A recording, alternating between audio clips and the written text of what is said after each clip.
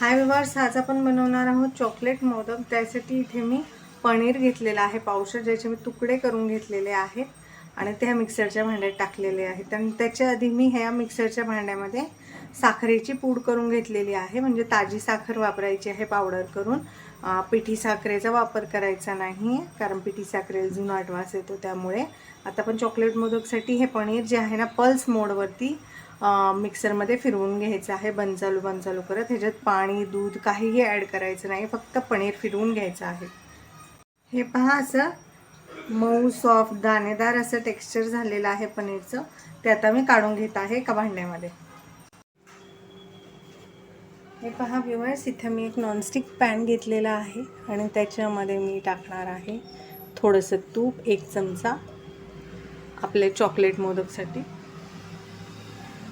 आणि ह्याच्या आधी मी काय केलं आहे ना, ह्या भांड्यामध्ये थोडंसं तूप टाकून थोडेसे काजू बदामचे तुकडे फ्राय करून घेतलेले आहेत, जे आपण मोदकच्या आतमध्ये टाकणार आहे थोडेसे टेस्टसाठी। भांडं ठेवलेलं आहे गॅसवर। आता आपण ह्याच्यामध्ये हे पनीर जे आपण मिक्सरला फिरवून घेतलं होतं ते ॲड करायचं आहे। आणि गॅसची जी फ्लेम आहे ती एकदम लो ठेवायची आहे आणि हे पनीर छान असं आपण परतून घ्यायचं आहे। वजनी म्हणाल तर हे पनीर पावशर आहे। पावशर पनीर मी मिक्सरला फक्त फिरवून घेतलं आहे, त्याच्यात पाणी दूध काहीही टाकलेलं नाही।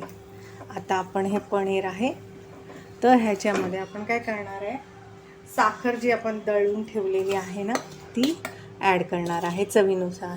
तर मी इथं 4 चमचे साखर आहे। तर जेव्हा मी ही मिक्सरला वाटली ना ही साखर, तेव्हा मी त्याच्यामध्ये ना थोडीशी वेलची पण ॲड केलेली आहे। तर आता आपण ह्याच्यामध्ये छान अशी साखर ॲड करून एकजीव करतो। पावशर पनीरसाठी मी 4 टेबलस्पून साखर घेतलेली आहे। तुम्हाला जितकं कमी गोड आवडतं त्या हिशोबाने तुम्ही घ्या। आता आपण काय करणार आहे, या स्टेजला ह्याच्यामध्ये ना मिल्क पावडर टाकणार आहे। तर आपण टाकायची इथे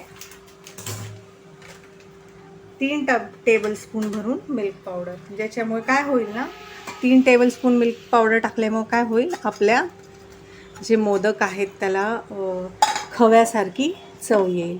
आणि जर तुमच्याकडे मिल्क पावडर नसेल तर तुम्ही सुकं खोबरं, जे डेसिकेटेड कोकोनट असतं ते ॲड करू शकता। ते नसेल तुमच्याकडं, मावा असेल तर 2-3 चमचे खवा परतून तो देखील तुम्ही ॲड करू शकता। इथे मी टाकलेला आहे मिल्क पावडर। आता आपण हे मिश्रण लो फ्लेमवर तोपर्यंत परतून घ्यायचं आहे, जोपर्यंत की हे साईड्स जे आहेत हे असं एक गोळा तयार होत नाही। त्यामुळे आपण ह्याला वेळ लागतो, एक 7-8 मिनटं। तोपर्यंत आपण हे छान असं परतून घ्यायचं आहे। ते चॉकलेट फ्लेवरचे आहे, तर इथे मी 2 चमचे कोको पावडर ॲड करते आहे। तर ही अनस्वीटंड आहे, म्हणजे गोड कोको पावडर नाही आहे। जी अनस्वीटंड आपण केक वगैरे बनवण्यासाठी आणतो ना, ही तीच आहे। आता ही देखील आपण छान अशी एकजीव करून घ्यायची आहे। हे पहा, आपल्या मिश्रणाला किती छान ब्राऊन कलर आलेला आहे, एकदम चॉकलेटी। तुमच्या मुलांना देखील हे चॉकलेटी मोदक आवडतील आणि नेहमीच्या मोदकांपेक्षा काहीतरी वेगळं। हे पहा छान असं। आता हे मिश्रण बघा तेल सोडायला सुरू केलेलं आहे, म्हणजे आता हे आपण अजून 2 ते 3 मिनटं फक्त परतणार आहे। आता 3-4 मिनटं ना आपली झालेली आहे आणि ना छान असं ना तेल सुटलेलं आहे या मिश्रणाला, तुम्ही बघू शकता। तर आता आपण काय करायचं आहे, एक वाटी घ्यायची आहे आणि त्याच्यात थोडंसं हे पीठ काढायचं। तर हे मी मिल्क पावडरचीच वाटी घेते आणि थोडंसं थंड करायचं हे मिश्रण, आणि ह्या मिश्रणाचा गोळा होतो का ते बघायचं। जर गोळा नाही झाला या मिश्रणाचा तर परत आपण हे 3 ते 4 मिनटं लो फ्लेमवरती परतून घ्यायचं।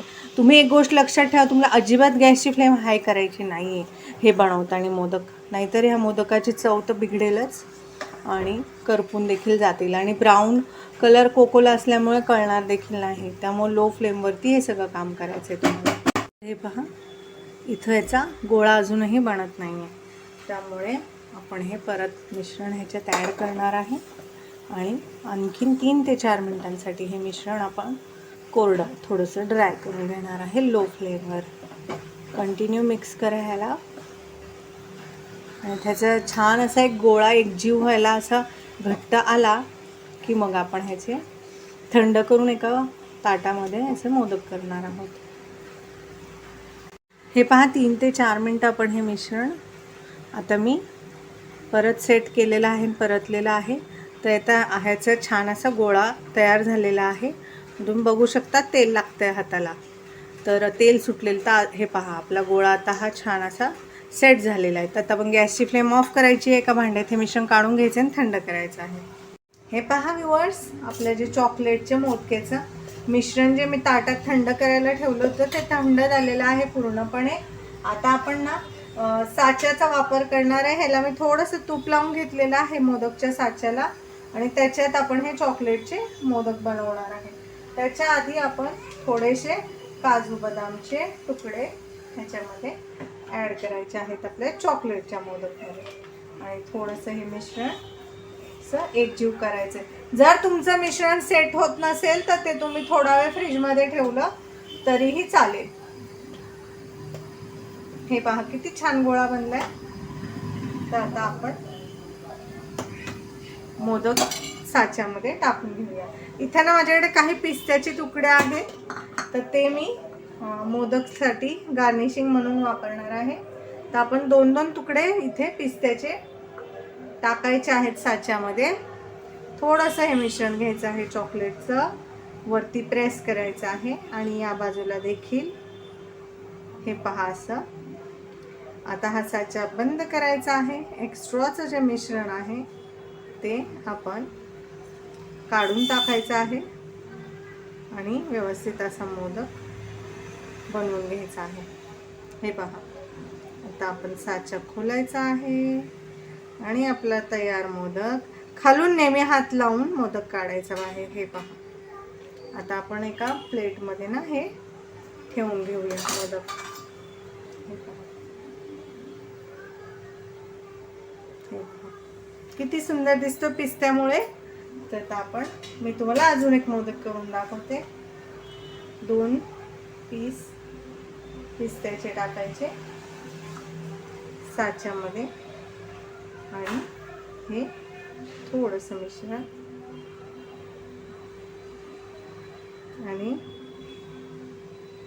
आणि जर तुमच्याकडे पिस्ता नसेल तर काही हरकत नाही, काजू बदामच्या तुकड्यांनी सजवलं किंवा मग कलिंगडचे बी ने सजवलं तरीही चालेल. काजू बदाम जे तुमच्याकडे अवेलेबल असेल ते.